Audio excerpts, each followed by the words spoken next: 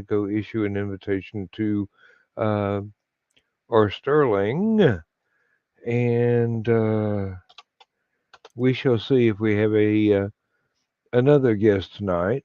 Um, Message from Joe Dog going, oh, that was last week. Um, I ignored him for a week. No, that's not really possible. Um,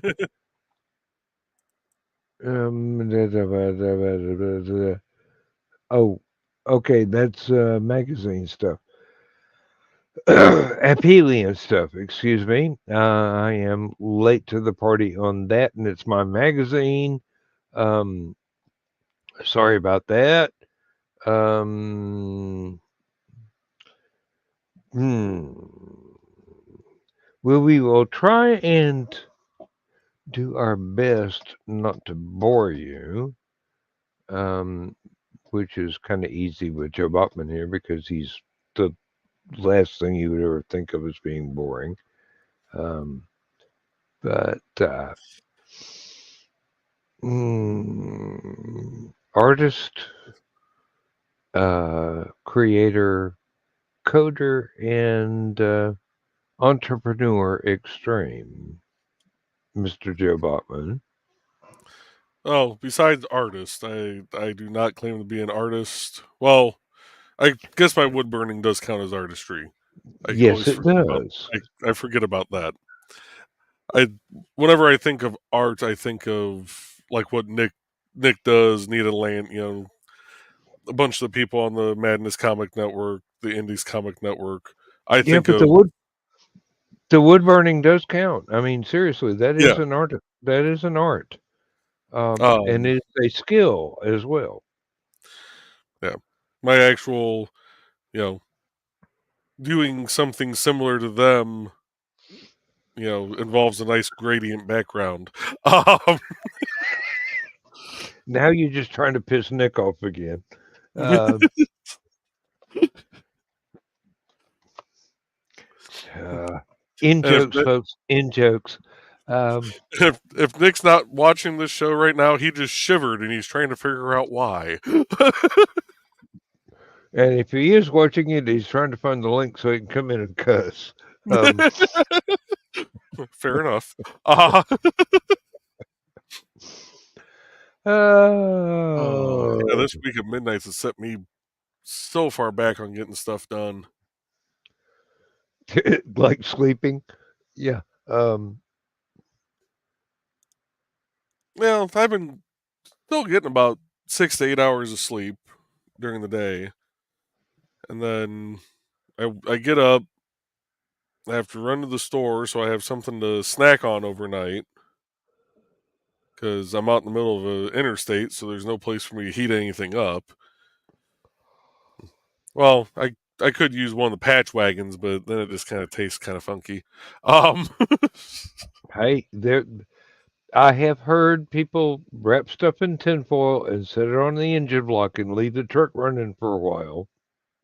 so we actually had we were I was on a it was actually the very first job I was on with NDOT. We were paving US 421, and me and one of my coworkers we had just gone through and gotten all the asphalt tickets from the train of trucks that were sitting there. So we were sitting off on one of the county roads, just signing them, filling out all the stuff we needed to do. And here comes this truck, pulls off on the county road. Driver hops out, pops the hood. We're like, oh great, we're losing a truck.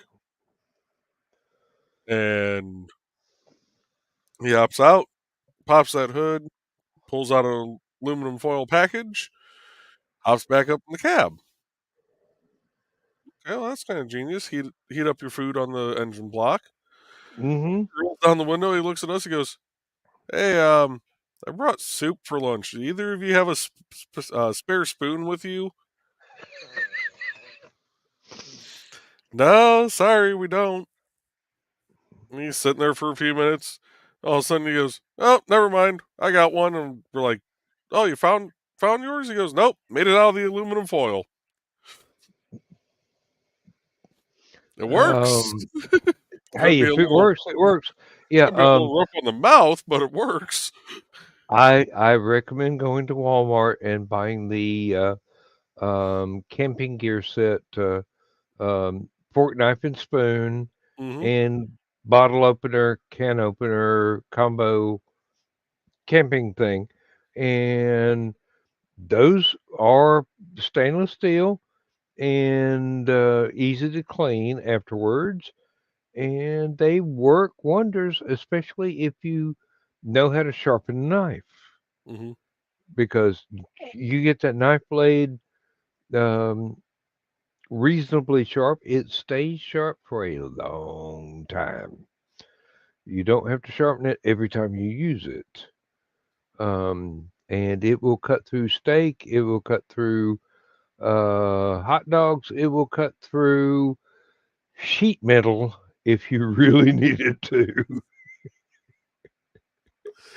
Those things are great. I mean, it's camping gear. Seriously, it's serious camping gear. And I keep two sets of those in the glove box of the van for when we go to an event to where um, steak knives have not been invented yet, or some sort of thing. Mhm. Um, if I if I could figure out how to use these damn chopsticks, I've got a nice set of chopsticks here. Um, I would feel pretentious walking into a Chinese restaurant with my own chopsticks, but uh, like I said, if I could figure out how to use the damn things, I wouldn't be a bit ashamed if I turned them in. Mhm. Um,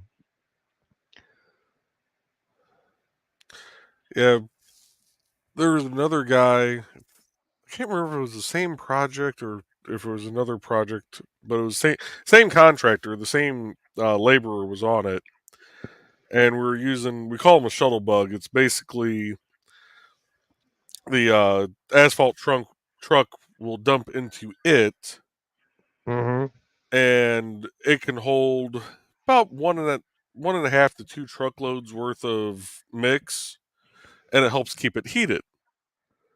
And then it has a little conveyor belt system, and it drops down into the paver. And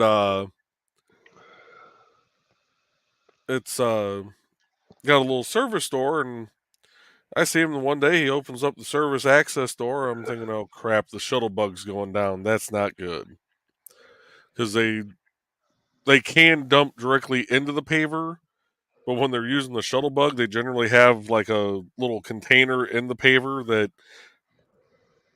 it would take forever to if that thing breaks down to get that container out of there so that they can set it back up to where trucks can directly dump. And he opens that service access door, reaches in, pulls out a can of SpaghettiOs, pops yeah, the top, and starts eating. It's like, y- really, yeah. yeah. Um, at work one day, I came in 7 a.m. and in the trash can was something wrapped in tinfoil that looked severely burned. And I kind of poked at it with a stick because I wasn't going to pick it up. Smart man. It it turned out it was a rather large piece of a chocolate cake that somebody had put into the 500 degrees Celsius oven, Oh, not remembering that 500 degrees Celsius is about 1,000 degrees Fahrenheit. They sh- yeah. they should have put it in the 150 degrees Celsius oven, which is only 300 degrees, and then only for a few minutes, and the chocolate cake would have been warmed all the way through instead of turned into a charcoal briquette. Mm-hmm. Um, Now, it is kind of frowned upon to use the ovens we use for chemical testing for food products, but it is not unknown for someone to stretch the boundaries of credibility to do this.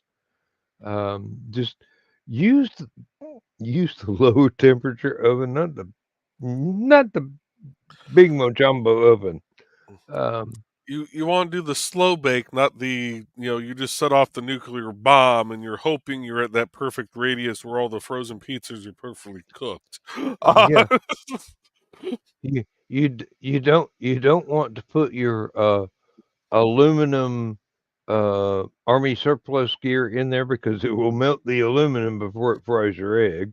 Mm-hmm. Um, use the lower temperature oven plate. And now we've got 3 ovens with different temperatures, and one that is only used by the engineers, and it is at 110 Celsius, which is just above about 250 degrees Fahrenheit. So we can't use that one for our test because it's too low a temperature. But we're trying to boil chemicals out of fiberglass and not cook Mm-hmm. food. Um, the one the engineers use, that one, standard oven temperature, um, standard home oven temperatures, let me say. Um,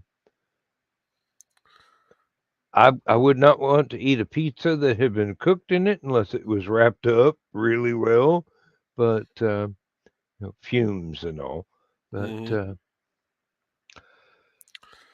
where there is a will, there's a bunch of anxious relatives, and where there is a free heat source, there are freeloaders that will take advantage of this free heat source.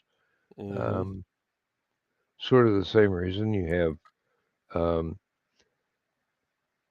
an overpass in Atlanta burning down because somebody decided to build a campfire under a bridge that was used to store old tires.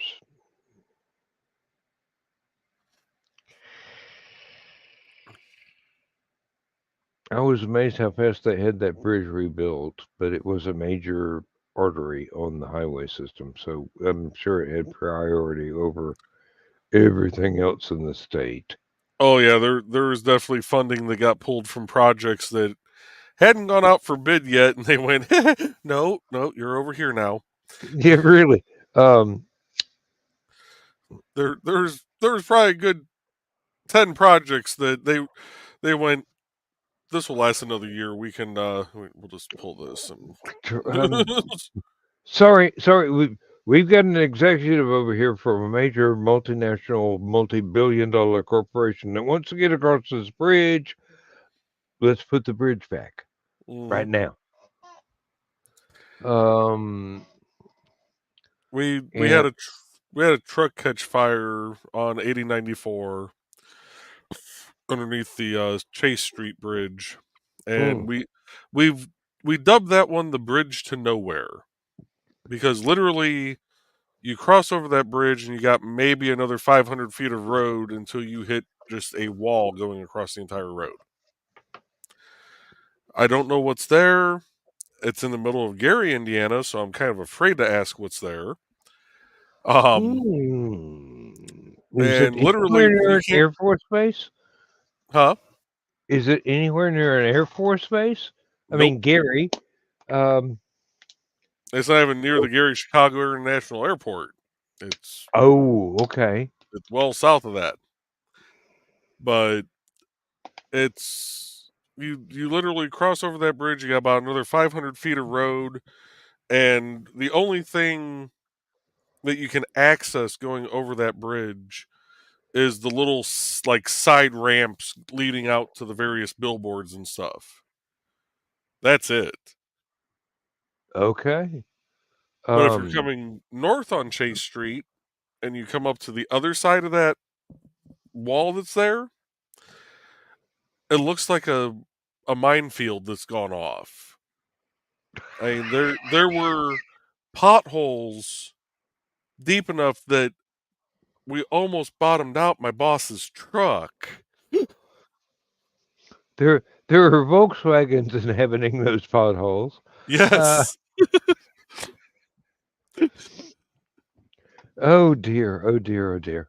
Um, Let me take 3 steps over here to the fridge. Yep. Um,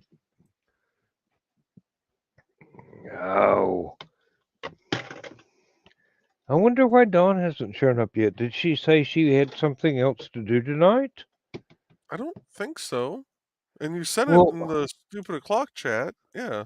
well, um, unfortunately, I didn't notice that Jodak had not sent the links. Maybe she didn't notice that I just sent the link through the chat, and she thought, "Oh, well, nobody's going to invite me. I'm not going to show up." Um, this is the thing. Um, Joe is so rarely not here for Hmm. stupid o'clock, and so rarely does not post all the links to the chats that we forget to check and see whether or not he has. We just think he has, because that's the normal state of affairs. Hmm. Um, excuse me, chair, this way. Um, disco this way, disco that way. Uh, and the disco duck is back there. Uh, it's a dog toy. Um, hmm. Oh. So yeah, I spent most of stupid o'clock just kind of like updating stuff on the Indie CD page, and it's been. I'm gonna be glad when this part of the project's over. It's a Get neat back to process. you get back to a more reasonable schedule. Hmm. Um, I mean that road is dangerous enough on a good day with actual like walls around you. You know, like I said, we had 3 people come through the job site last night, 2 of which were kind enough to come behind our barrels after they were past us, so they could fly around traffic. The third one pulled in. He followed one of the construction workers in, and then proceeded to look at us like we were the assholes because he couldn't get through. as they do. Hmm. Uh, yeah, it's a wonder that some stuff actually manages to get done. Really. Um, Yeah, we had somewhere north of 150 patches to do. The very first night, I think we accomplished 6, and then they kind of lit a fire underneath the contractor that's doing it because it's all force account, it's all time and material. So we think the contractor was trying to just milk that as they because do. it's costing us to the tune of about 50 grand a night to be out there. Um, Time wise, that's not including the material. And Oh, yeah, the county just recently repaved the entire road that I live on, yes. and part in the middle is incredibly smooth, Mm-hmm. but on each end, it's audibly not as smooth. And I was trying to figure out why the hell that was a difference, and then I go, no, the part in the middle that it did first, they actually had a machine that chewed up the original pavement all the way down to the dirt, and then they repaved it, and it's incredibly smooth. Now, Mm-hmm. what they did with the other 2 ends was uh, pour very tiny gravel across it, and then come along and put another layer of asphalt on top of that. So it's a little bit rougher. Oh, here's Richie. Hmm. Richie. I didn't do it. He was down. I got there. I swear. Now I can leave you two unsupervised while I go down the hall. My bladder's about to burst. I'll be right back. Oh shit! That reminds me. I need to take my meds. Oh hellfire! That's okay. When he gets back, I'm going to escape around the corner of my computer desk here and head to the bathroom. So, oh. So how you been, Richie? I can't complain. I'm on the right side of the green. Anything else is getting greedy. I need to find time and I need to get a hold of you this weekend when I am not working or not. Oh, Yeah, next weekend, holiday weekend, Thanksgiving weekend. okay. Um, I have something from you and for you from Carl and Donna still in the back of my truck because I have not had time to get out to Laporte. And I keep forgetting about it. Every day when I open the back door to my truck, I go, "Oh, hey, look, that's still there. I gotta get that to Richie. When the fuck am I gonna have time to get out to Laporte?" Well, let me know, and I could always meet you halfway somewhere too. Yeah, I just my work schedule's been so flip floppy lately that some days I don't know if I'm coming, going, or Or both. somewhere in between. And I know I'm starting to get tired. I need to actually go upstairs and grab some food too.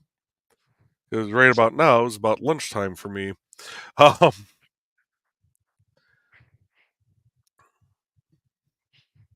Yeah, I had hit Taco Bell on the way home from gaming, so oh, that sounds good.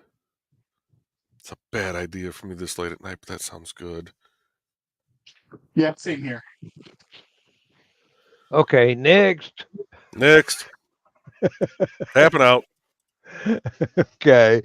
Oh Lord. Ah.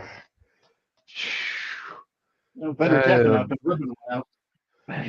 I don't know about Taco Bell, but Lindsay had uh, homemade pizzas she did herself. They were about the size of a small paper plate, and in the last 2 days we ate three of them between the two of us. And then she had actually forgotten that I did not have to work yesterday, and had made me a huge ham sandwich with white cheddar cheese and whatnot. And I had that after the had decided the half a pizza I had tonight was not enough. And now I'm going, I really should have stopped by one of the local stores and picked up some munchies. I could use some chips right about now. And she's asleep, and I don't want her to think that she has been remiss in her self appointed cooking duties. Believe me, I have not cooked this weekend either, so I can't blame her. Um, she did a hell of a lot more than I did, and I'm infernally grateful. But usually on the weekends, I don't eat an awful lot. Um, Usually just filler, because she cooks. Yes, she cooks for me so extensively during the week when I'm at work, and this was the first week that I only had a Monday through Thursday work week, which is going to happen the rest of the year. Next week, Thanksgiving, yeah, already had the holiday off, but um, I'm not going to have to work a single Friday in December, Yeah, and Misty's then a I get little to hurt retire. Um, because darn near every single Sunday in December she's stuck work. mm, But she does have our anniversary off, so oh, well, that's always good. That's always good. You're going to go someplace special, or just kind of hang around at the house and be special that way. well, I will probably take her out because I actually had the entire last week of Easter. Um, uh, my manager decided that she was going to take that week off herself, and then she's like, "Well, we can't have everyone off." I'm like, "Not everybody is asking for it off. I ask for that time frame off every year because of these 2 days." And very often in the past, I would get screwed over by Elaine, who got those 2 dates every freaking year. I would have been as miffed if it was like, okay, she gets it this year, I get it next year. She gets it the year after. Going back, no. I kept getting denied those dates. I'm like, she just wants the last week of the year off. It's actually my freaking anniversary and my youngest's birthday.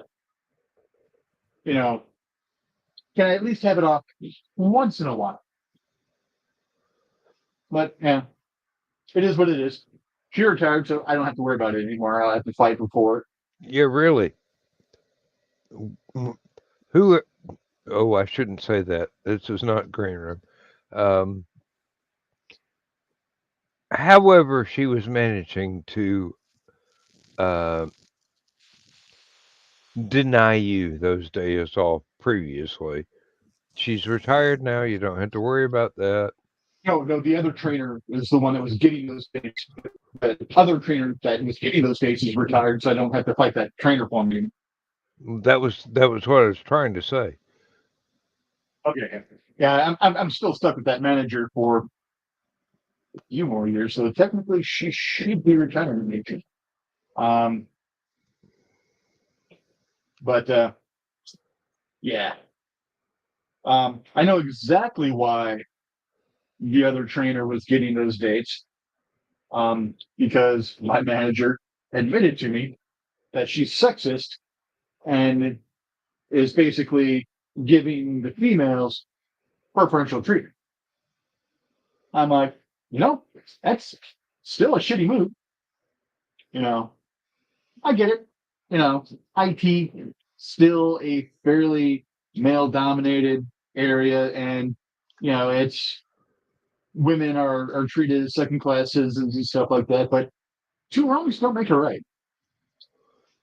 This is true. If you have employees, Oh, three lots. no matter their gender, um, well, in my experience, the one with the most seniority gets time off that they request before someone with lesser seniority, but that's because we're unionized. And I've realized that But not everybody is in that blessed situation. yeah, But but that should also go back and forth a little bit too.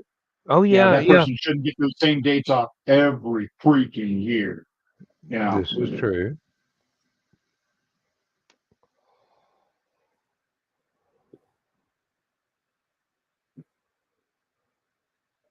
and it's not like IT training is a super critical department where we have to have someone on staff all the freaking time. hmm Then again, I before the end of this month, I have to take the company cybersecurity class online, and I'm going. You do realize that I've been online since 1995. I could probably teach this,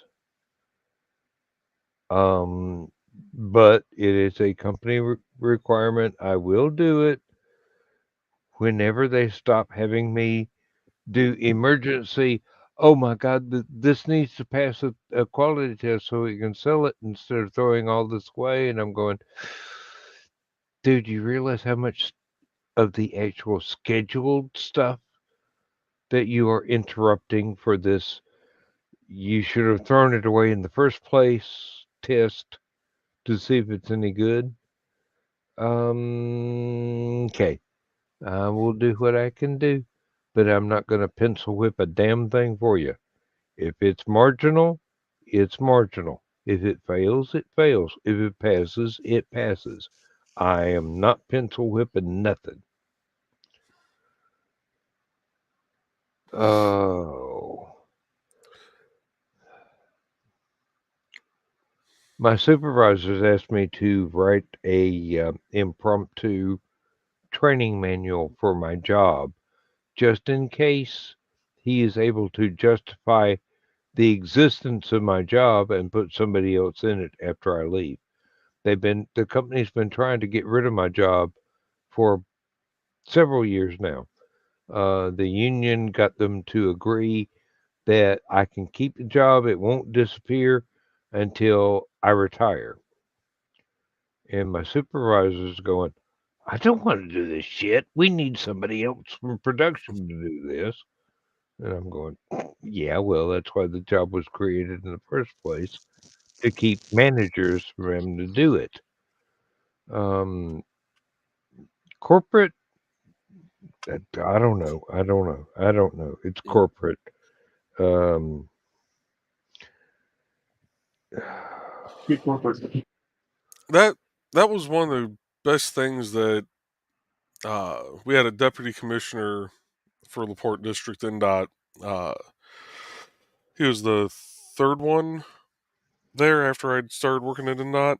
Um, he had everybody create turnover files, and basically it was so that if something was to happen to you, whether you just came down sick, you got into a car wreck, you just said, you know what, screw this, I'm out. There was a binder that somebody could walk up, grab that binder, and for the most part, do your job. mm-hmm. You know, I think I ended up with about when I was IT manager, I had like a 25-page document, and the last 5 pages was nothing but contacts down in Indy of, well, you're not going to be a security coordinator, so you need to contact this person. You're not a telecommunications coordinator, so you need to contact this person. Yeah. The the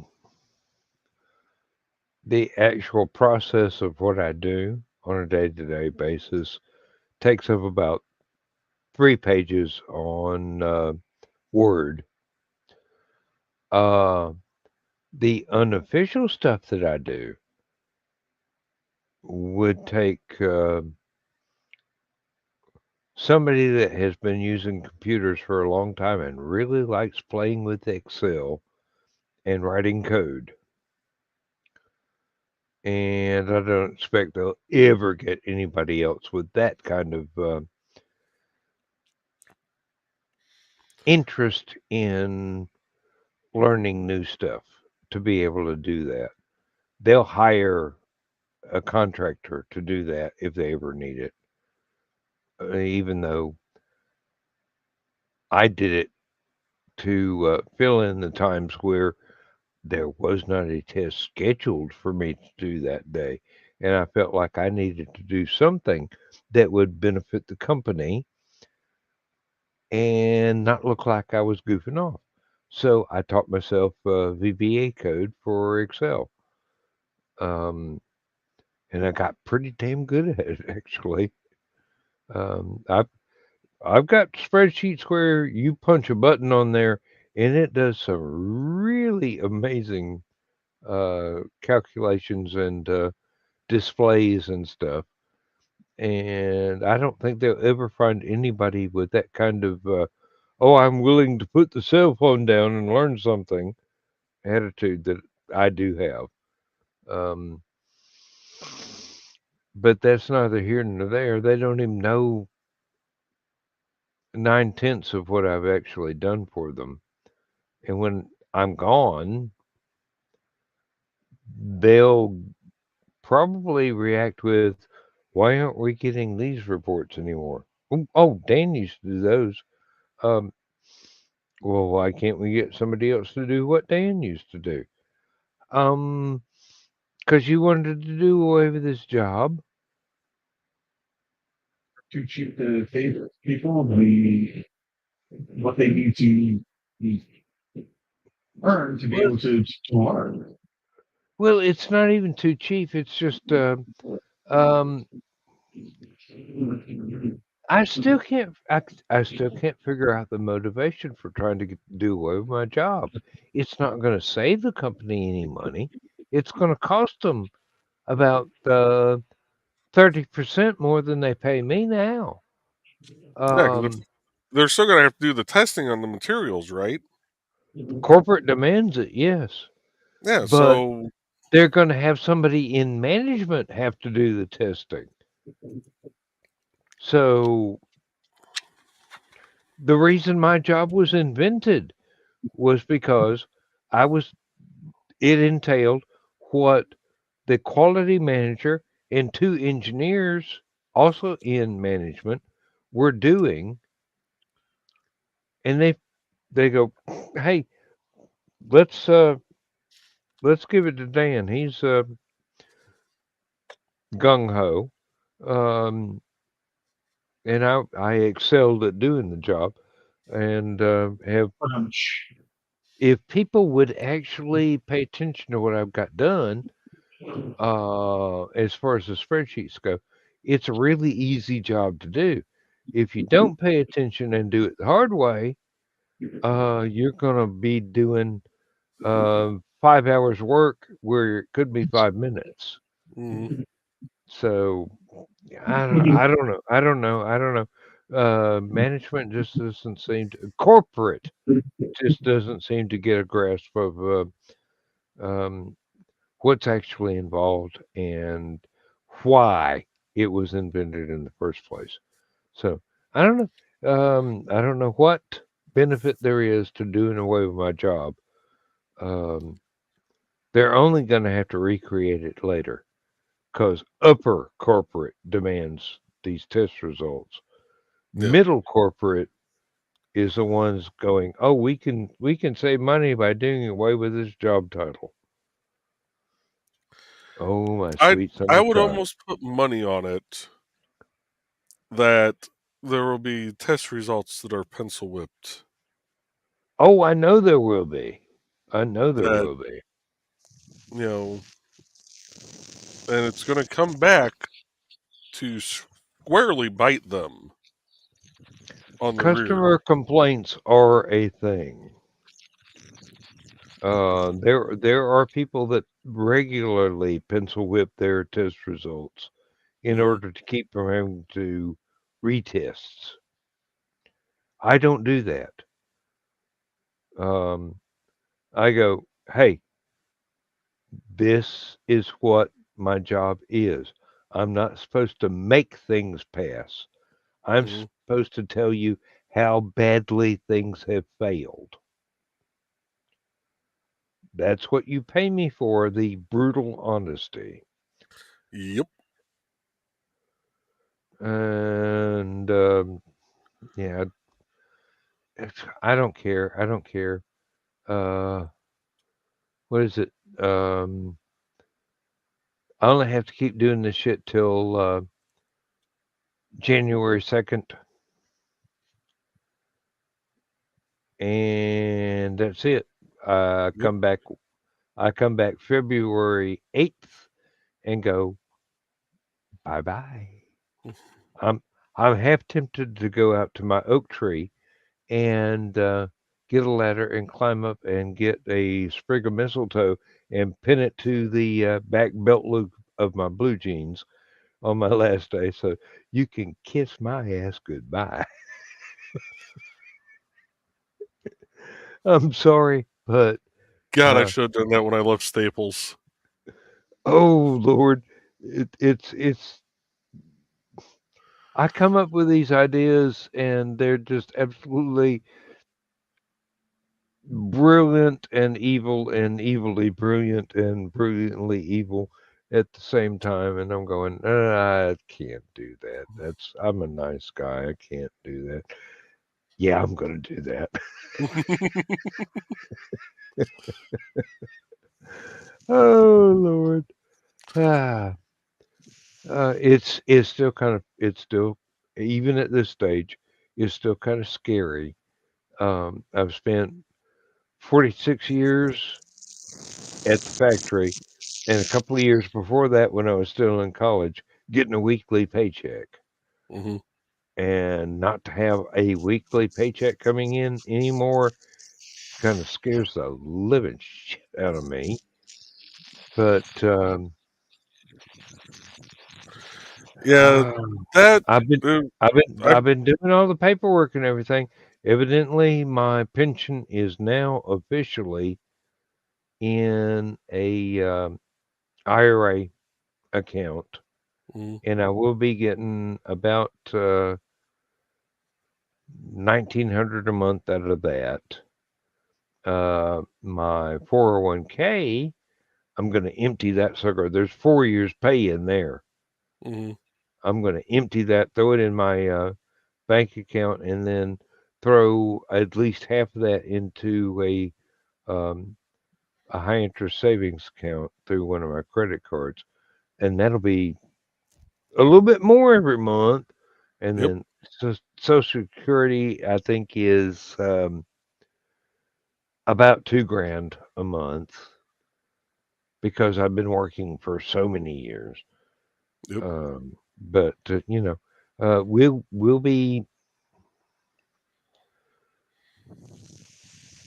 even after taxes, we will be better off than I was when I was working. Lindsay's worried. I'm trying to come to grips with the absence of the paycheck every week. Hmm. But everybody in this situation goes through the same damn thing. And when the checks start coming in from the retirement, they relax. And I'm hoping that everything will work out and I can relax too. Yeah. Uh, Well, it's just a matter of remembering that instead of budgeting from week to week, now it's a budget for the month. That's the big thing. It's no different than going from a job that pays weekly to one that pays bi-weekly. hmm You know. Well, the nice thing is I've been using an Excel spreadsheet to do our expenses for the last 5 years, so I know as long as we got 2,000 to $2,500 a month, all the bills will get paid Hmm. and all the fun gets budgeted because I've included everything in there.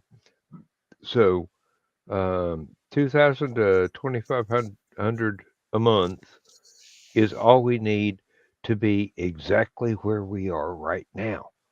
Hmm. And so far, it looks like we'll have twice that.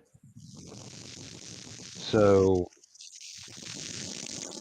um, everything over what we actually need to pay the bills, that'll be going into a savings account that gives 3 1/3% interest, and whatever comes out of that, you know, I've already got a tiny amount in there, just about 20 grand, and that's already earning $70 a month Mm-hmm.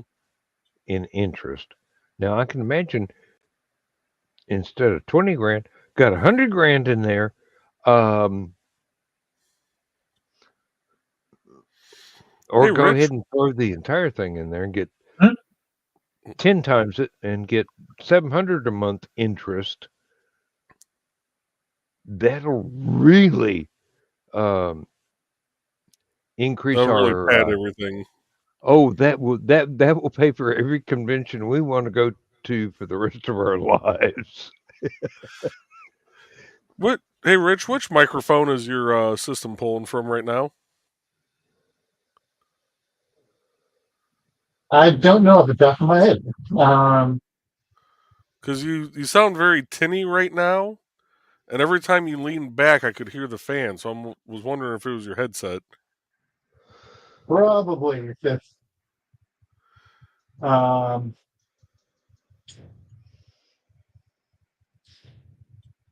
yeah, it's how's that? That's better. Yeah, apparently something tweaked and it went to back to my headset. Yeah, well, um, I'm surprised my headset works as well as it does. It's not that expensive, but it is Bluetooth and bone conduction earphones. Mm-hmm. But part of the quality of it is that Lindsay's gone to bed. There's no noise from the TV in the living room, and I don't have anything else cooking back here, so it works. Don't know why. Don't know when. Um, oh, she's gonna be so pissed tomorrow. Mm-hmm. She is going to be so pissed tomorrow. She does Okay, not know pissed as an American or pissed as in British? American. Okay.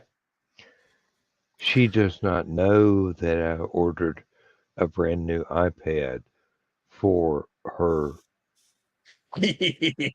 store just So, to run the app for the card reader. so what would you like on your tombstone? And don't say sausage and pepperoni. Uh, Actually, she has threatened to put my most frequent comment on it is it'll be all right.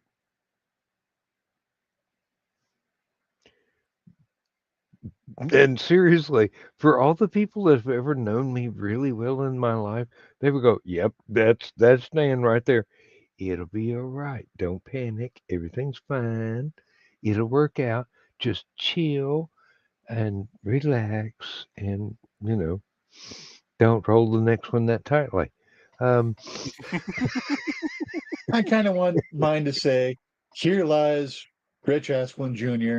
He was a real poopy fruit. He knew where his towel was. that can be arranged.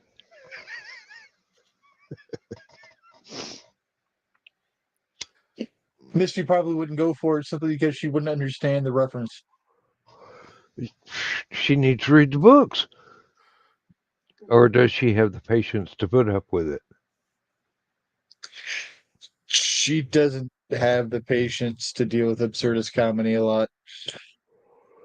Oh, under my name, all I want is life.exe has experienced a fatal error.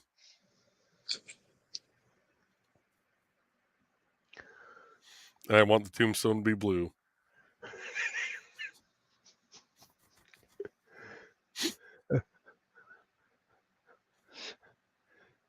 file 407 ever. Asshole not found. Uh, Now I kind of want an LED headstone,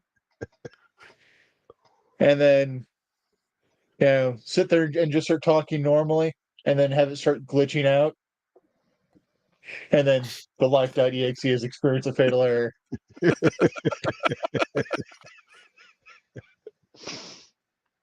I kind of like the one from the John Denver song "Forest Lawn." Um, and tips his hat to the people roaming past. Um, oh Lord, the Forest Lawn song. If you've never heard John Denver perform that, you really should because it is worthy of Weird Al and many other people in the same comedy song vein. Mhm. Um, I get the feeling it might have been written by Tom Lehrer.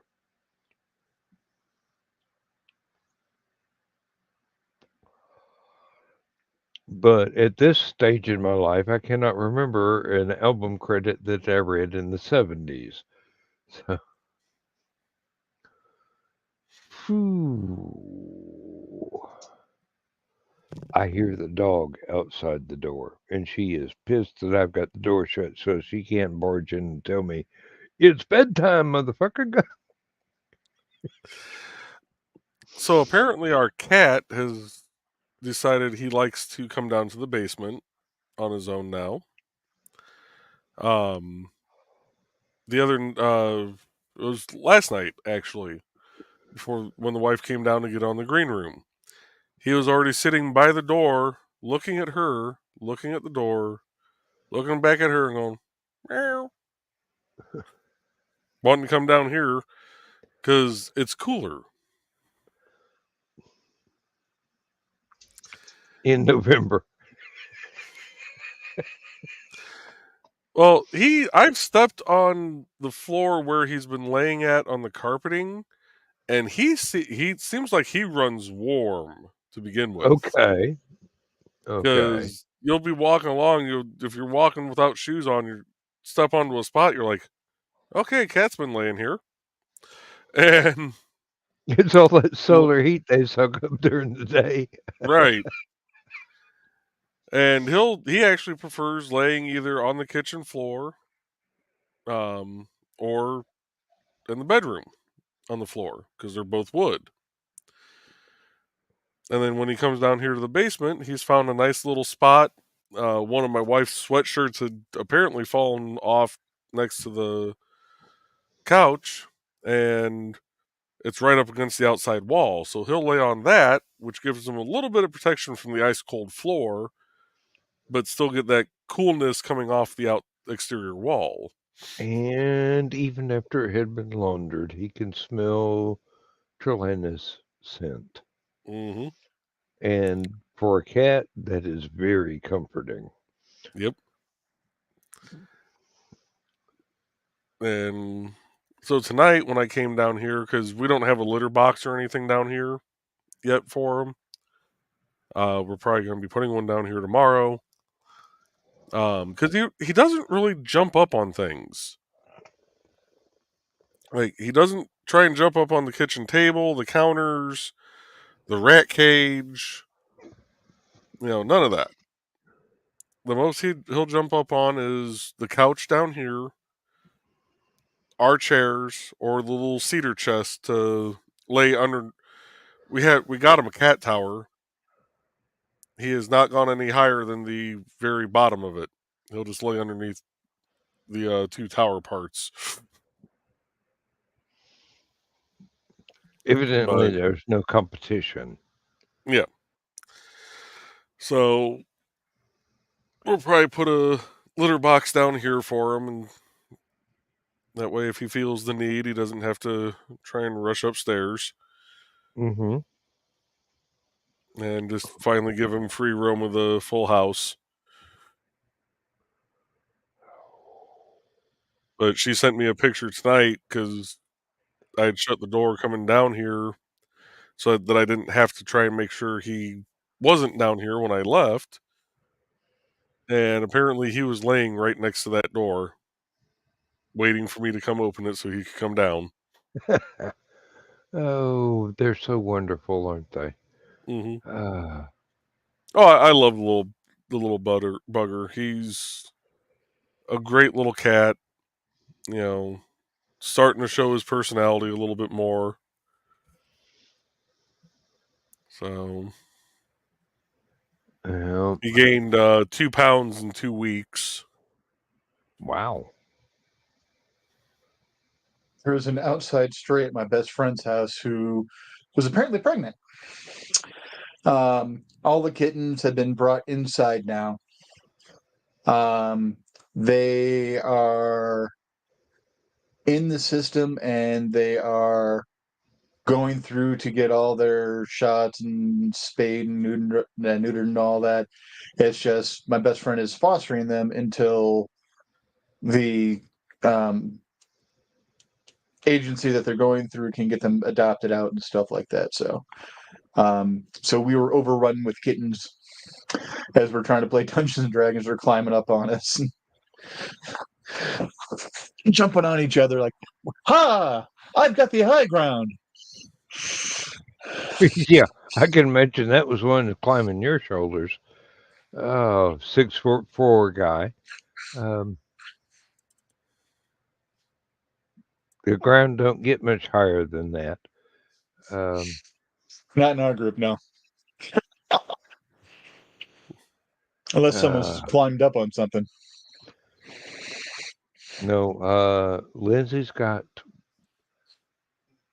Well, she still calls him Peril, but she's been letting him in the house at night, and he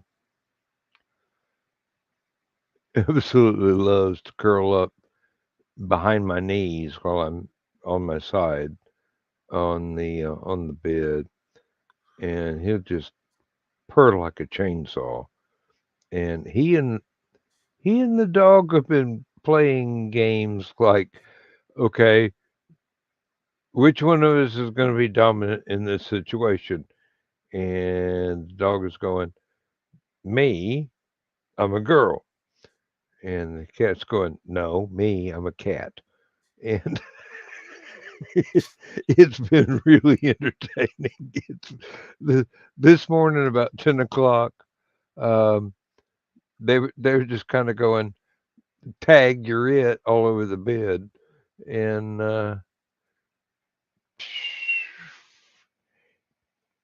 it was fun to watch, but I'd really rather be asleep at 10 o'clock in the morning on a day off.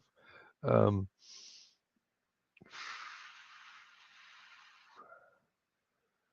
oh, that reminds me, we've got a gift certificate for a honey baked ham for Christmas gift from work, and we know that's the last one we're going to get. So we got to go and get that thing while there are still some good ones left, because everybody in the plant got one of these. So they used to just hand them out in a big box at work, but now they give us a gift card, and we go up there and just pick up one. $75 for a ham.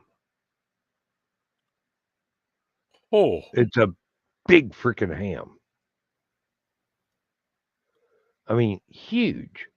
I know what I'm going to be having for sandwiches for the rest of the year. Um, and then when it gets down to the bone, Lindsay will boil it down for broth and um, make something creative with it. The ham and beans or whatever. And eventually, when everything has been boiled off the bone, the dog will get the bone. Um, that'll be entertaining. Um, I have to go along with the vacuum cleaner after the dog and go, these fragments are a little bit too small for you to be expected to come and pick up again. So, with the vacuum. Um, so many. This is the last is coming up right now. Um, a week or two ago, I go, oh wow, that's the last overtime I will ever get. Now I no longer have to work Fridays because I took them off as a vacation day. So it's Monday through Thursday is my regular work week now.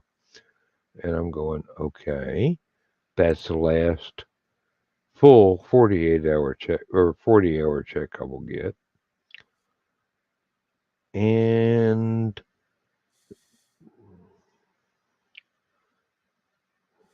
after New Year's, I'll be going, oh, this is the last of my vacations that I will ever get paid to take. And then February 8th, it'll be this is the last day I ever have to come into this drafty old barn and put up with corporate bullshit. I don't know why I'm so scared. I really don't. Everything has been all the paperwork's been done. The retirement the pension has already rolled over into an IRA. I got the notice from my um, investment company that all that's been done. It's completed. Um,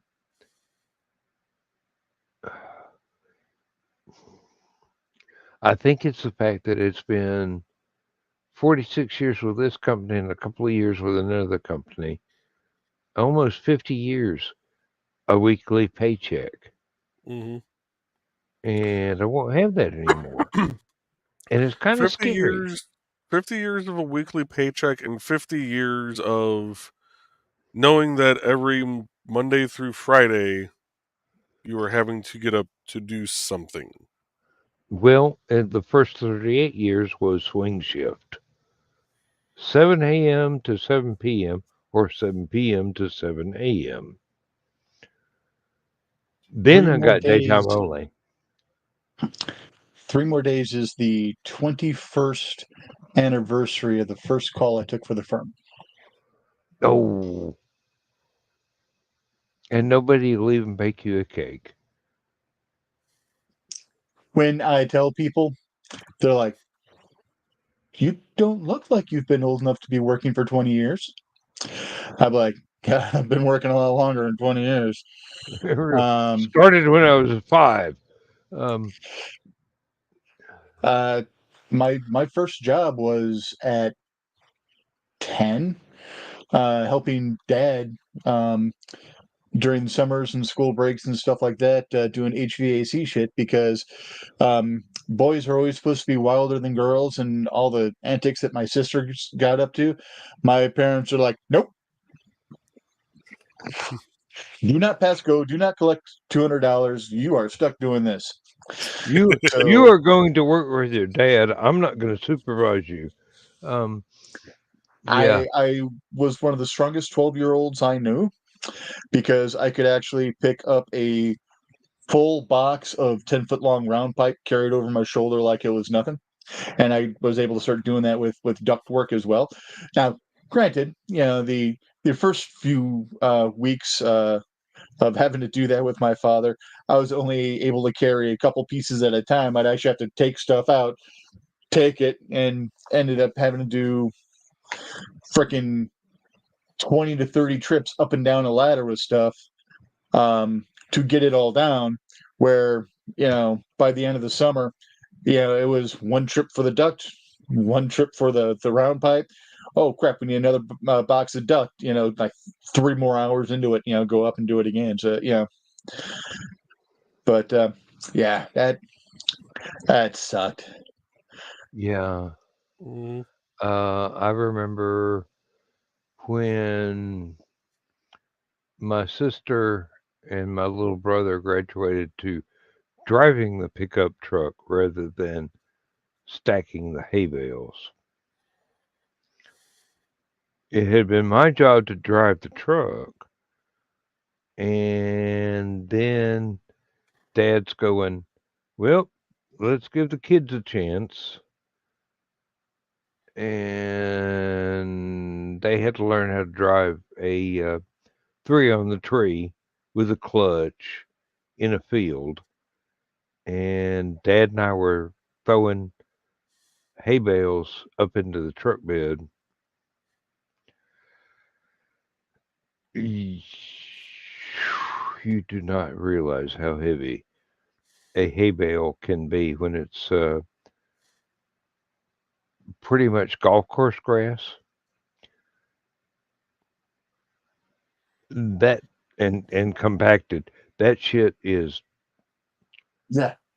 Mm-hmm. We're talking 150 to 300 pounds, and trying to throw it up about 8 feet in the air. Dad could do it. I couldn't manage that far. Um, My but dad was surprised when I was 14. He came home from work early on a Saturday. He managed to get his shit done, so he was able to cut off around noon. And I was finishing up mowing the lawn. And we had a hill that was fairly steep, went down to the lake, and you know, as soon as I got to the top of the hill, I mow another few feet in so I can move all the picnic tables to the mowed part, and then just finish up, and then just move shit back. So he was looking out. He saw me mowing the lawn. I didn't realize he was home yet. I turned off the mower, went grabbed the first picnic table, and he was starting to come out to try to help me. And then by the time he had turned around from closing the sliding glass door, I had both of the picnic tables on the other side. He's like, "How did you, Dad? You had me carrying boxes of ductwork when I was 10. You think a picnic table's anything? It's just you awkward. really, I just had to get it up on the edge, get it on my back, carry it, put it down. And he's like, "What the?" I'm like, "You, you trained me. Why are you surprised? Yeah. yeah, yeah. You're always bitching at me to be stronger." And he's like, "Yeah, I guess I gotta stop that now, don't I?" Yeah, really. Pardon me. I've got to lift up this front end of the pickup truck so we can change the tires. Um, But oh, I'm supposed to use a jack. Oh, how wimpy. Um, oh Lord, yeah. When you grow up in an environment that requires you to be very physically active, and then people who have never been required to be physically active see you do something that they can't do because they don't have the practice, and they go, I'm not going to pick on you anymore because you can lift that. Mm-hmm. This the is true. washer and dryer got delivered yesterday, and I'm just listening to them come up the steps with it, and I'm like, "Dear Mother of God, I miss being healthy." I mean, I at one point in time I was able to do that shit. Mm-hmm. It hasn't been for like 10 years, but still, I'm just like, listening to that, and then looking at my physical health now, I'm just like, man, getting old sucks. It does. It Mm-hmm. does. Um, Not only are you not able to do what you think everyone should be able to do, even at your age, but all the hidden aches and pains that nobody ever talks about Yeah. because I was the oldest 16-year-old I knew. At 16, physically, as far as aches and pains and arthritis and stuff like that, I was older than people 3 times, sometimes 4 times my age. And it's just like, wow. But then it's like, I still have to go and do XYZ, so I don't get to hurt. Mm-hmm. And nowadays it's like, dear God, why didn't I stop and let my body heal? Um, I might be able to walk up a flight of steps without being winded now. I can answer that in one simple movie quote. I ain't got time to bleed. Yep. When you have to, you do it. When you don't have to, you go, oh, fuck, that hurts. At a very early age, I adopted one more step. Breathe. One more step. Breathe. Because okay, I just got to take one more step is easier than going, shit, I still have 6 miles to go. Yeah, yeah. Um, And I would be through that 6 miles before I freaking knew it. By just going one more step, just concentrating on one step. You know,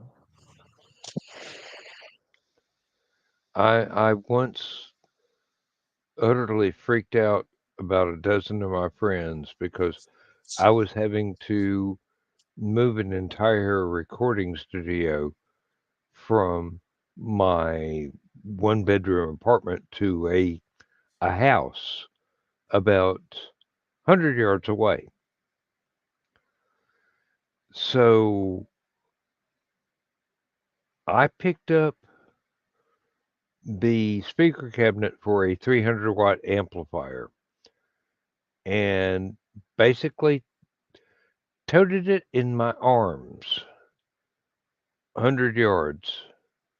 I did stop 2 or 3 times along the way, set it down, got a better grip, picked it back up, after catching my breath. And, nobody else could help me. It was my job. It was my house. It was my apartment. There wasn't anybody available. All my friends were busy at work, so I had to do it. And here I am. I'm walking. I'm walking. I'm walking. I'm walking. I'm walking. I'm carrying an armful of speaker cabinet that I built. So I knew how heavy it was because I built stuff very solidly. Hmm. And you know, there's this cute girl in a bikini sunbathing in the apartment building that I was having to walk past, and I go, she won't be impressed, and and go back for the next load. Um, Turns out she was impressed. Uh, Never got a date with her, but she was impressed. I was a stout little introvert. Um, Yeah. When I worked at Staples, they had uh, they had the genius idea of let's move away from the tile floors and put down carpeting. And it was that hard, like square rectangular, like it just glued down over the top of the old tiles hmm carpet that provided no cushion to walk on whatsoever. It was still like walking on the tiles, but helped you generate a hell of a lot more static electricity in the wintertime. Um, Excuse me while I clock in. Zap. mm. Oh no, I'd be walking down the aisles like if I was showing a customer where something was at. About depending on the day, it was either every single one or every other end cap. I'd tap the shelving unit on it just to let go some of that static discharge. hmm Because if you didn't, and the next time you touched one of those, you could damn near hear the actual zap across the store. But when I I they was had, still in the understand. help desk I physically at the understand farm, completely. I would get about 3 inches from the cube walls mm, as back and forth talking between the other techs and helping out with stuff. I would get about 3 inches away, and then you would see a blue arc from my shoulder to the cube. Oh. Oh. I build up static electricity badly. Yeah. But I went through.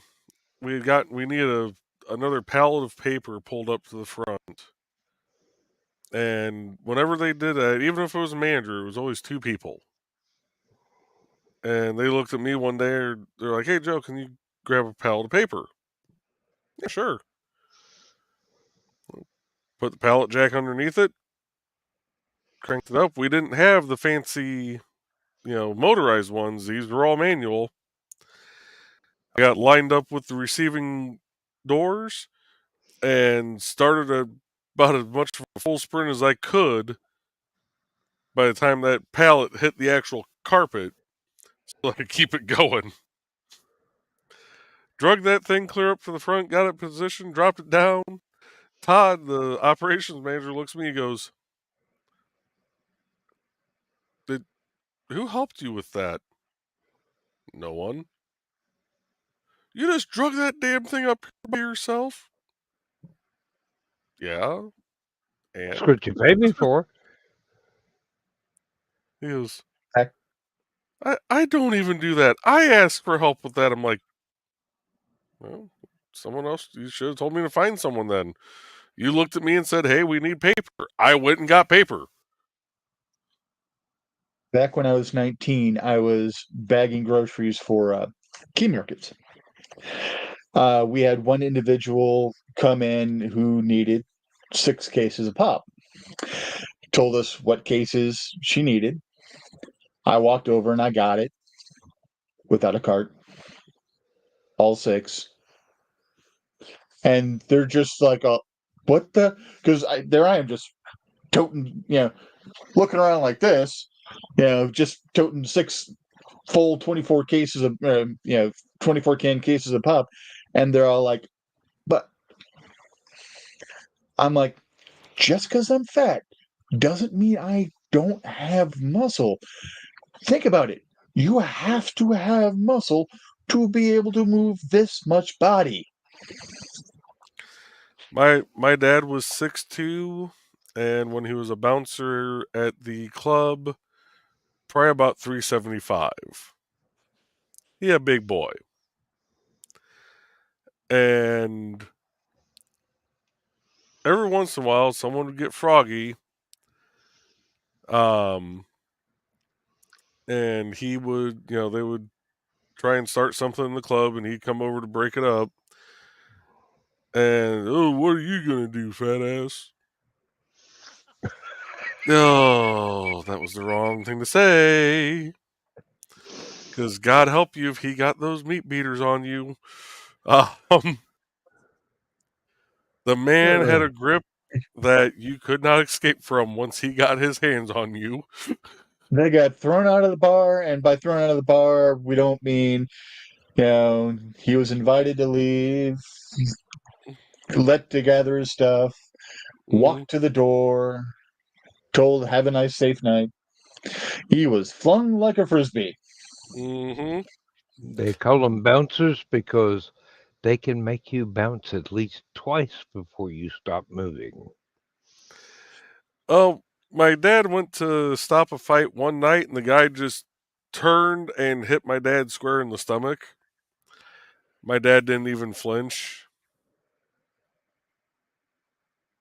Like my dad looked about the size of you and me put together, Richie. And he him square in the stomach. My dad goes, I just looked down, looked back at him, grabbed him by the back of the shirt, drug him outside.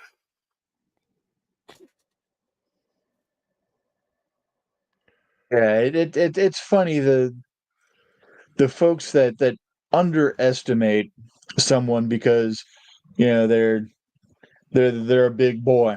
Mm-hmm. My psychopath's little brother used to forget about that all the time, and he was reminded about it on a regular basis because he would cross that line, and I would literally pick him up by his boxers and carry him through her house. It was kind of funny. He would very often do something to piss me off, and forget I was between him and every single exit in the house.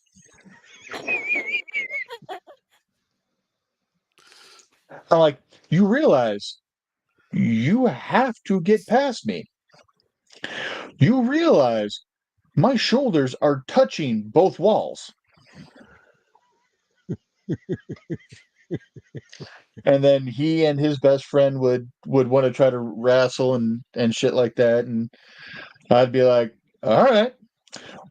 One would be just Sign two this steps waiver. in front of one would be just like two steps in front of the other. So I would pick up that one and just beat the other one with them. Yes. Literally picking, a motherfucker up and beating another motherfucker with a motherfucker. Yeah. You don't leave fingerprints that way. Exactly. It must have been some kind of horrible pedestrian accident. It looks like they ran into each other at really high speed. Um, Several times. And then there were sometimes I would just be carrying them around the front yard, just set of boxers in each hand, just lift them up, just walking around. I'm like, are we done now? No. All right. the lake All is right, we're just done. We're over done. there. We're I done. can throw y'all at least 10 yards. One 15 handed. if I get a good spin and throw you like a discus. Hey, you throw the first one 10, the next one gets 15 because you got a hand free. Um, leverage. Mhm. Oh, I do not want to. Oh, the pain in my neck is coming back. I do not want another glass of whiskey. Your Doug's Um, coming back? no. The pain in my neck. Um, Joe Dog is a pain in a different area. Ah, Uh, oh, Love you, Lord. Joe Dog. Yeah, I do too. I do too. Oh, okay. roasting over an Mm. open fire with the tangy barbecue sauce. The pickled eggs. Um,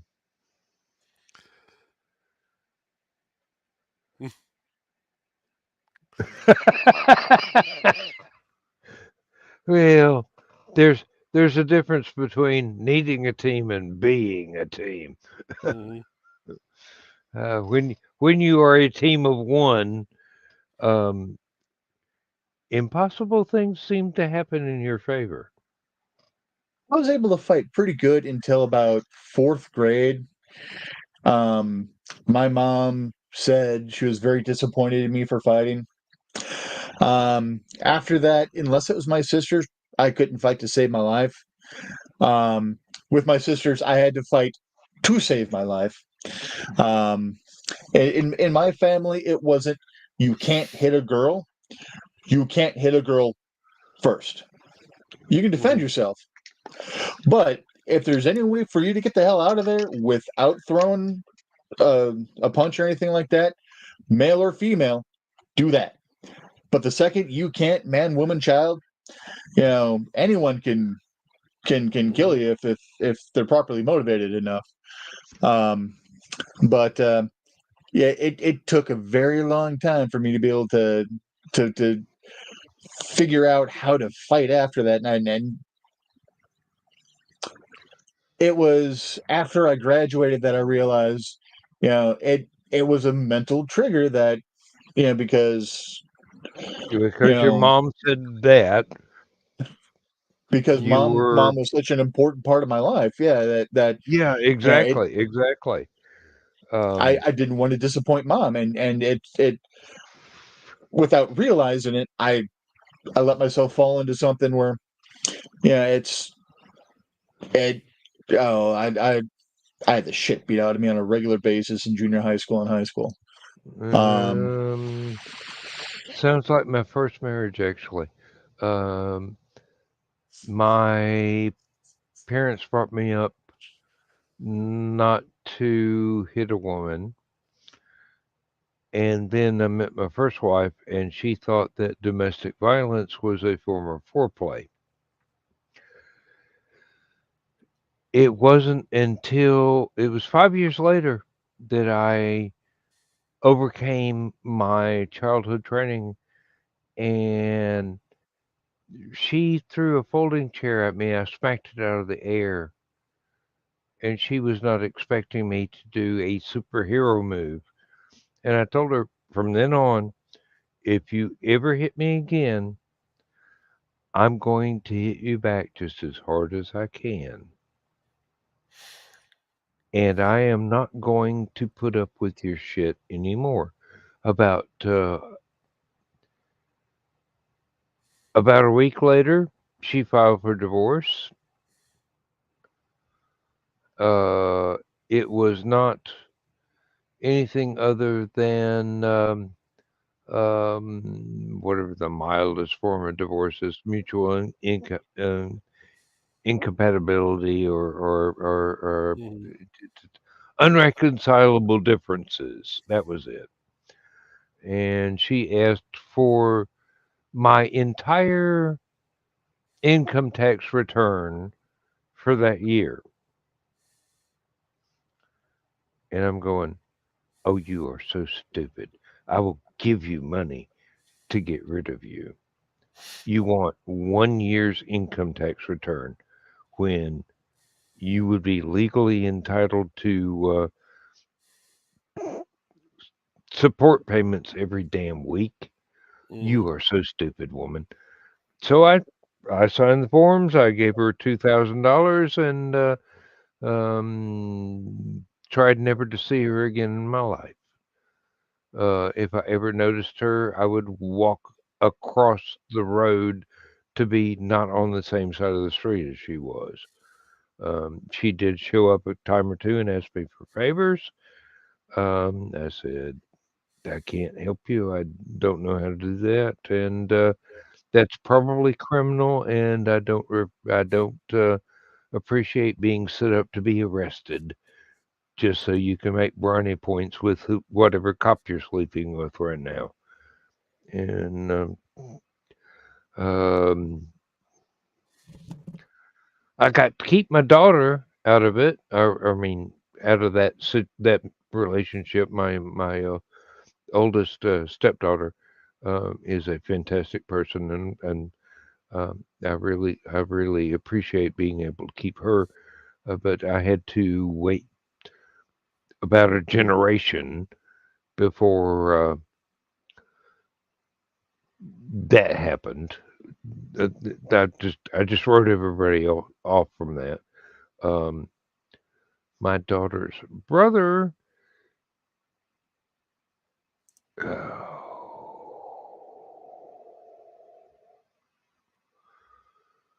I never want to see that son of a bitch again in my life.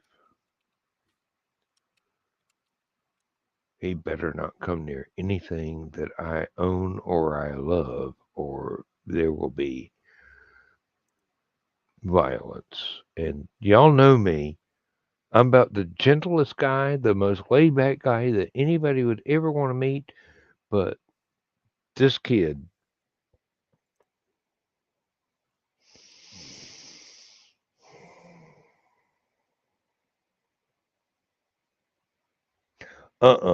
he's got Charles Manson written all over him. Nope, I ain't putting up with that shit. Uh,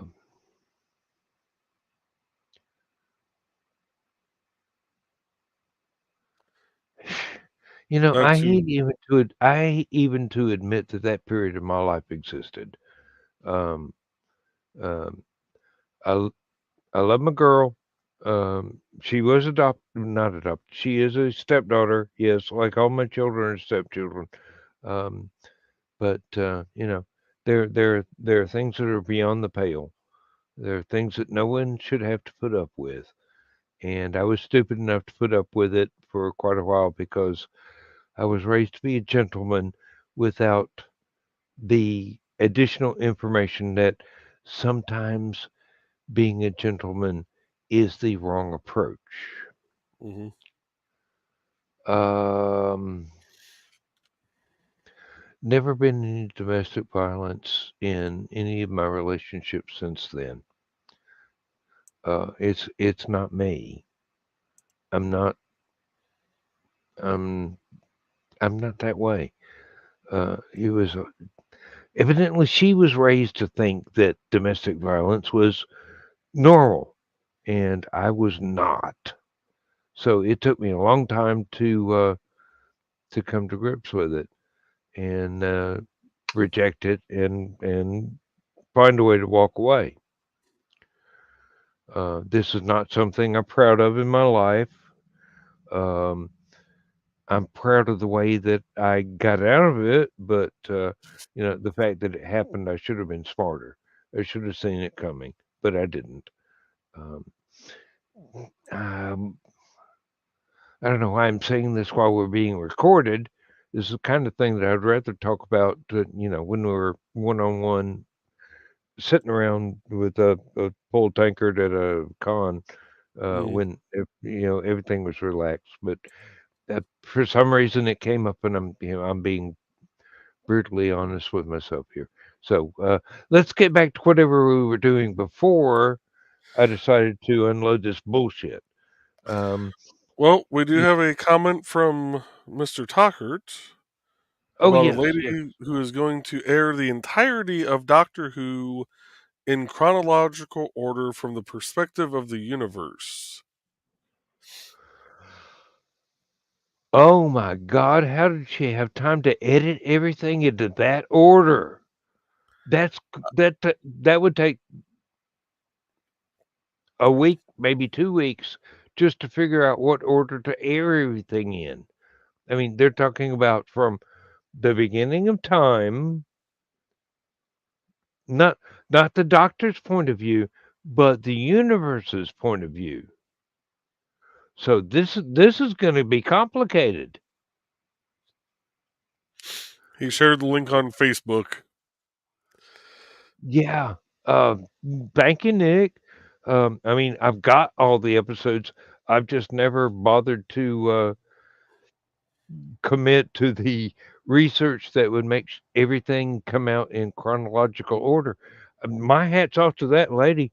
I mean, seriously, she has done an amazing job of work there. If she's got it everything in order, um, it's going to start with Peter Davison at the Big Bang and go forward from there.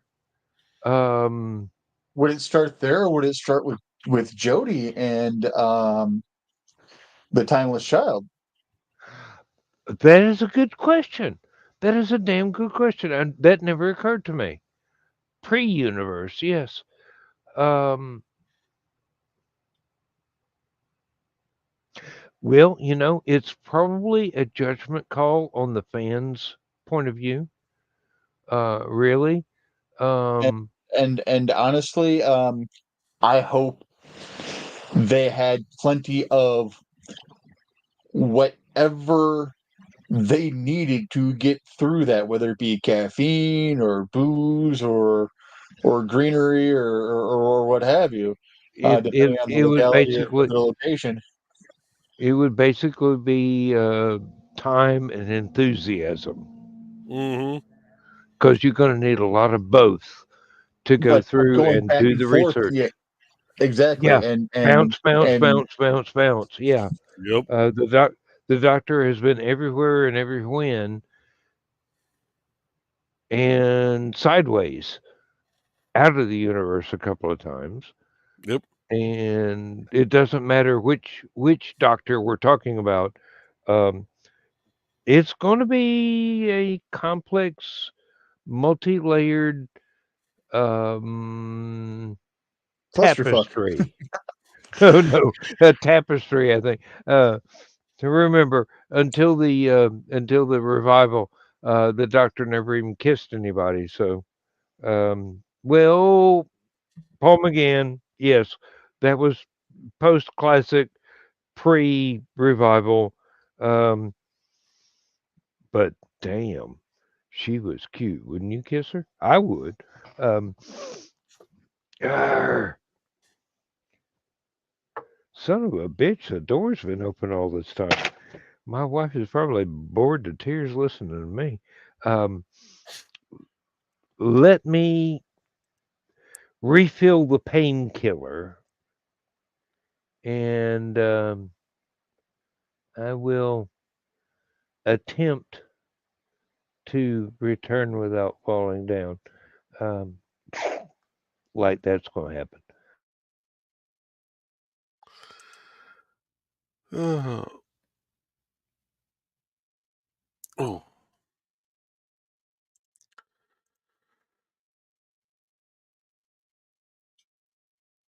yeah. Hopefully, here in the next couple weeks, my schedule will go back to normal again, and I'll be able to stream and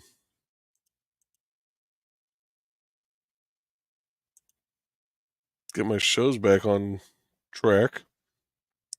Yeah, I've got to get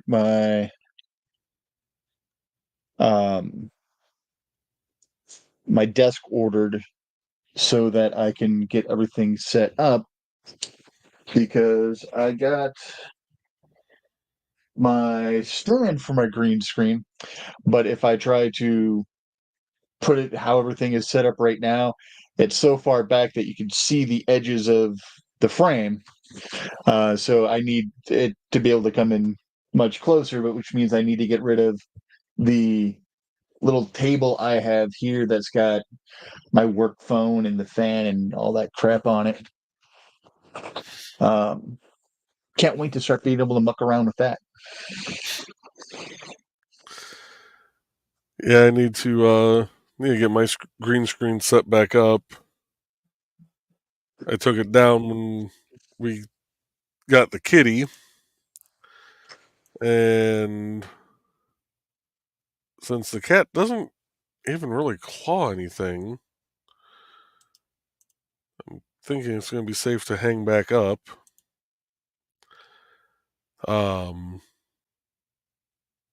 And then suddenly the cat's like, "Fooled you!" Ha ha ha ha. right. So I need to get that set back up at some point, which I may set it up, I might not. It all depends.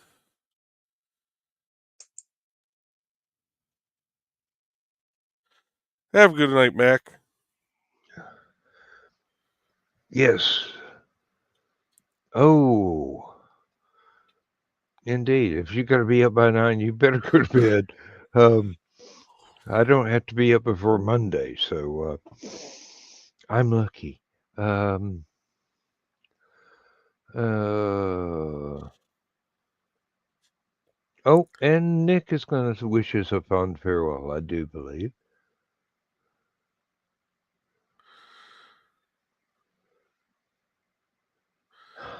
Have a good night, sir. Nick, And we will any, talk tomorrow. time we get to spend with you is automatically better than time spent without you. I mean, seriously. You have to even ask.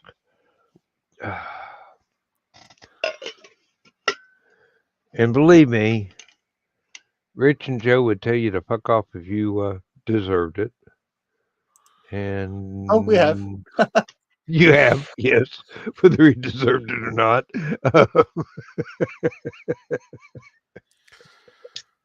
No. I Oh, just threaten him with random gradient backgrounds, and and your wife's sword fighting.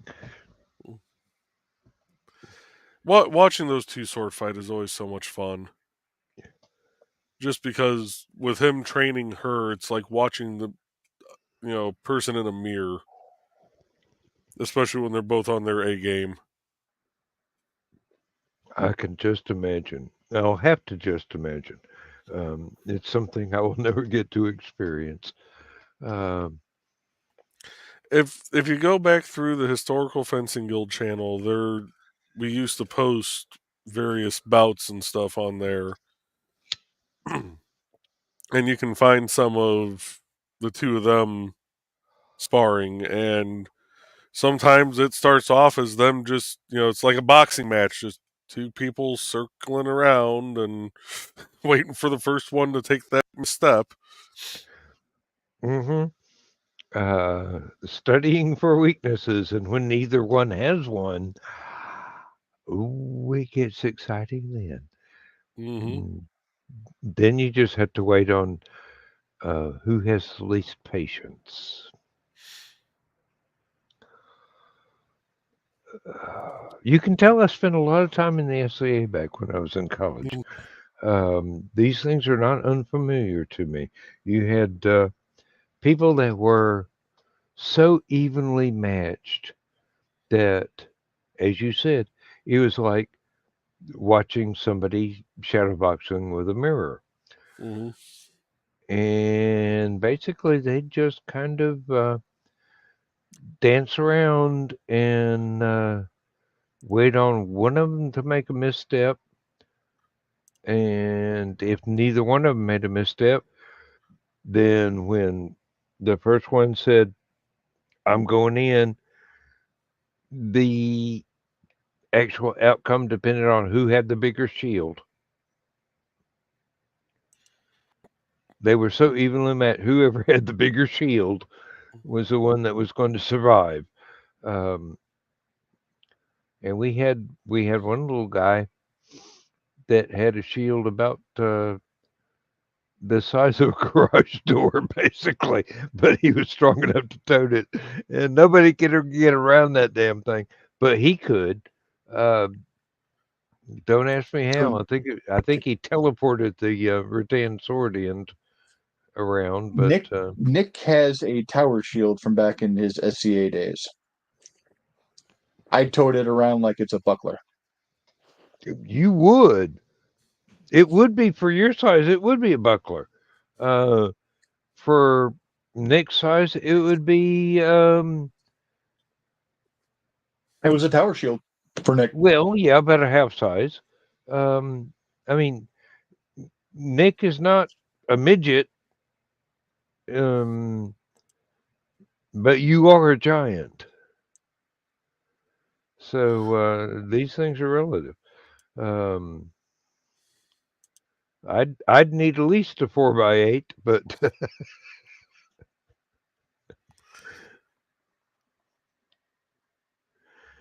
Trying to oh see because there was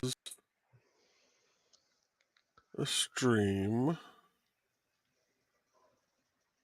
Where's it at? Wasn't that far back? Jesus. yeah, Nick. The only Gordian knot I know of tonight is the one in the my neck muscles, and I'm trying to get rid of it as quickly as I can.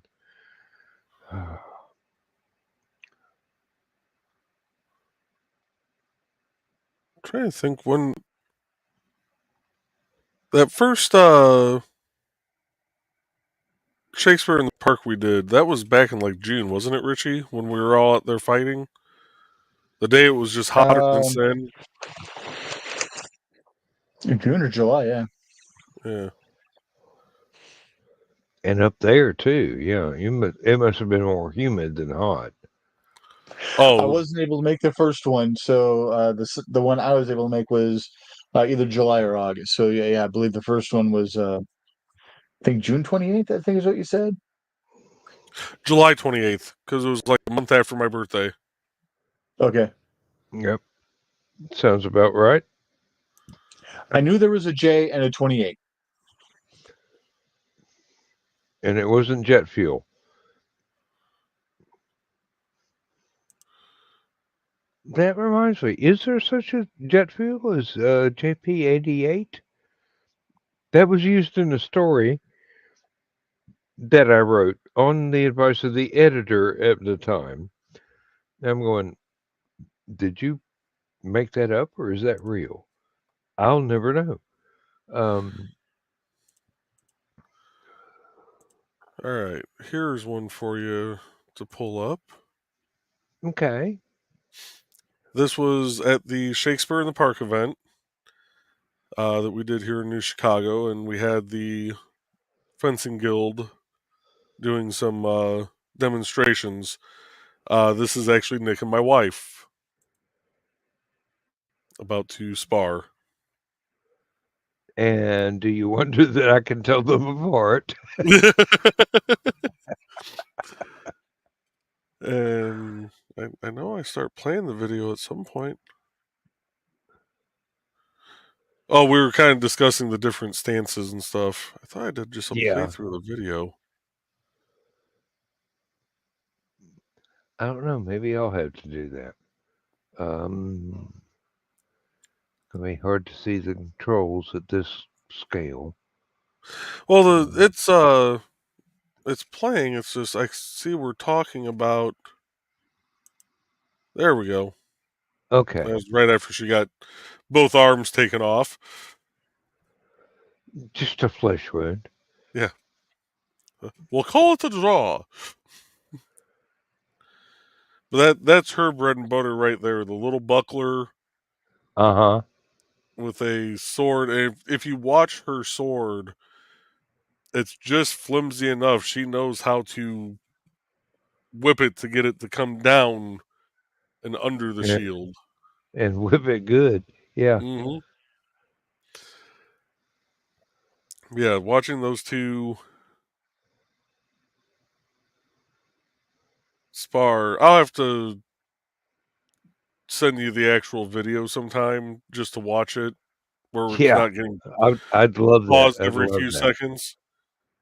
Um, yeah, it was. Just send me the link and I'll put it up. Put it up. I'll watch it. Um, Here's me and the wife. yeah, you start out with your head bowed. Um, Yep. I'm sorry, baby. Yeah. Now that's my. That's actually my favorite sword to use right there, the little Dusick. And she's her and Nick both trained me, so I kind of learned from both You're of them. looking away, you idiot. never, never look away from your opponent. Uh, I can buy a Copish trainer.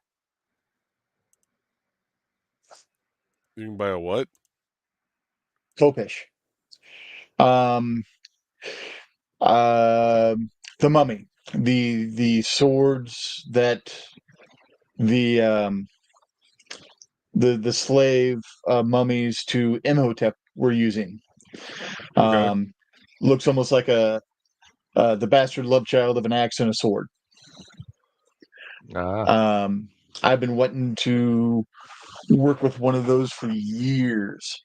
And now I've got the funds where I can actually pick up a couple of Kopesh trainers, give one to Nick and keep one for myself, and we can both learn to make them how to go. mm. I I once had an entire year of college where my PE was fencing. Now, I was very enthusiastic, but I couldn't claim to be all that good. Hmm. But there were some folks that they were absolutely bored with the opponents in their upper class range. Hmm. And actually, there was one guy about Richie's size that I was actually doing extra credit stuff and stood in for one of their classes, and he's going, "Oh, someone I can intimidate because he's small." That was some of the best. I swear that was one of the best fencing classes I had in the entire year because he didn't realize that I was not able to be intimidated by his size. It's like Pfefford and the Gray Mouser, and I was the Gray Mouser. Um, oh, bounce, bounce, thrust, bounce, bounce, back, bounce, bounce, thrust. Um, and I was using stuff that I had learned uh, in the previous quarter, and I won't say had never encountered, but because of his size, people were really intimidated by him and tried to stay out of his reach and just um, survive a couple of touches. Hmm. And I was just going, extra credit, dude. Bounce, bounce. Poof. I'm going for it. And oh, um, now the truly treasures. The thing that was the worst that happened was while we were fencing, both of our foils broke the tips off. Oh. Yeah, and we both noticed it at the same time as the TA did, Hmm. and we're going, wait a minute, no tips, sorry, and uh, that. I mean, seriously, we had to go and find unbroken foils Hmm. to resume the class, and evidently there were a shitload of broken foils that day,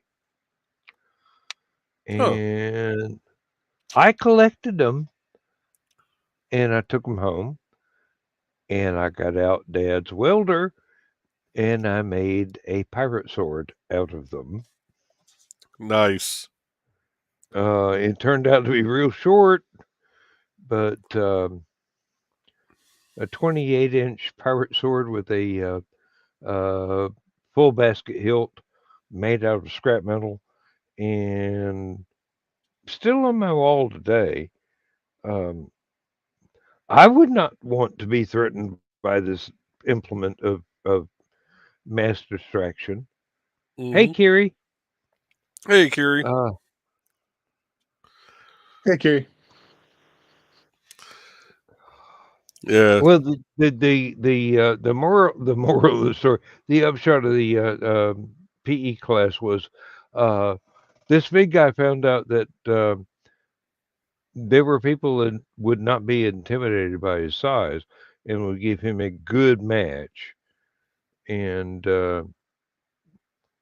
actually, I think after the class, we went out to grab lunch at one of the local restaurants and split a pitcher of beer and whatnot.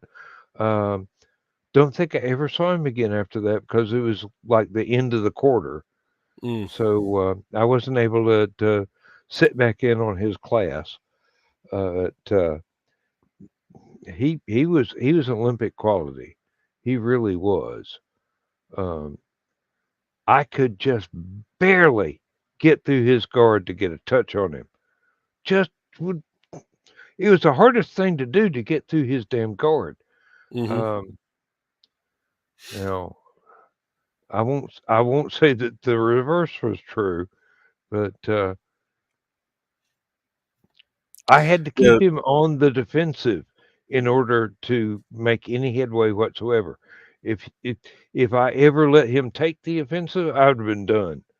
But I had to once more into the breach, my friends, and I won't say that I won. I won't say he won. I think it was pretty much a draw, but we both learned lessons from that.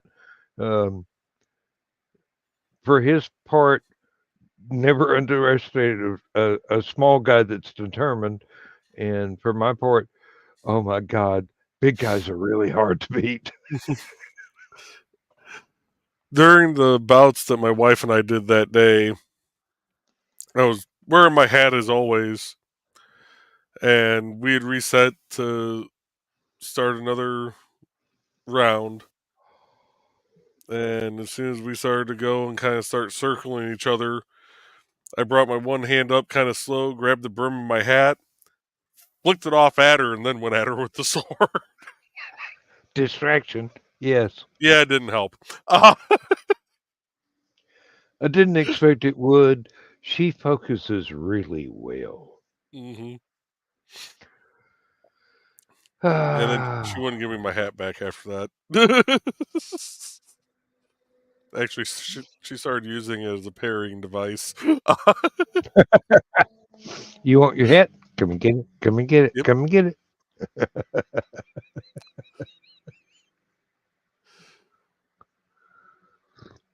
There's also a good video of Richie and I both fighting longsword that day. Ooh. Oh, gentlemen, I am sorry. We are right down to the last minute. Yep.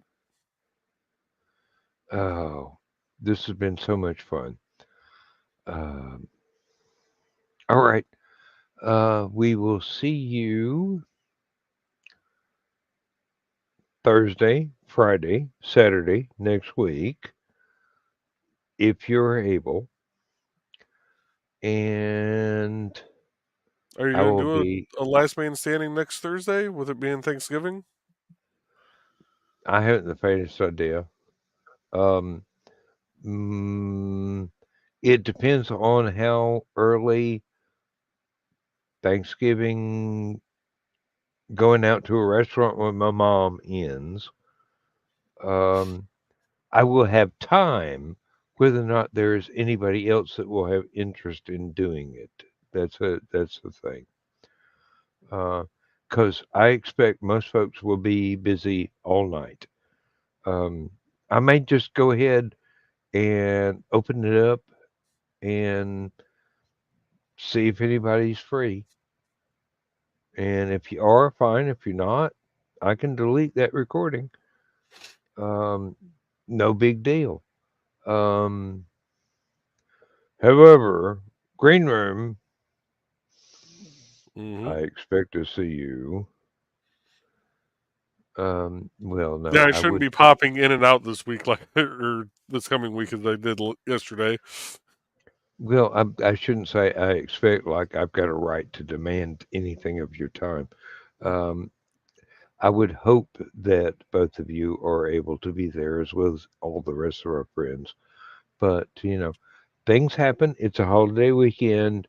Um, if it happens, it happens. If it doesn't, it doesn't. Yep. And basically, I can't imagine that our group of mutual friends would be anyone I would not want to spend a holiday with. Yep. And on that note, I guess it's time to play the bedtime story. But thank you very much for being here. Thank you very much for helping to have a good time. I'm sorry about the biographical bullshit that I indulged in, but I don't know where it came from. But evidently, I need to put that out there in public. But I wish I hadn't, but I did. So fuck it. Um,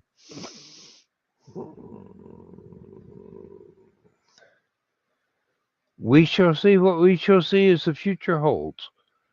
Can't wait till I see both of you again. So, good night.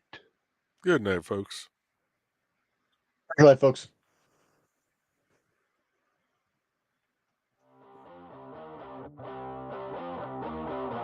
Transmission overload. System will shut down.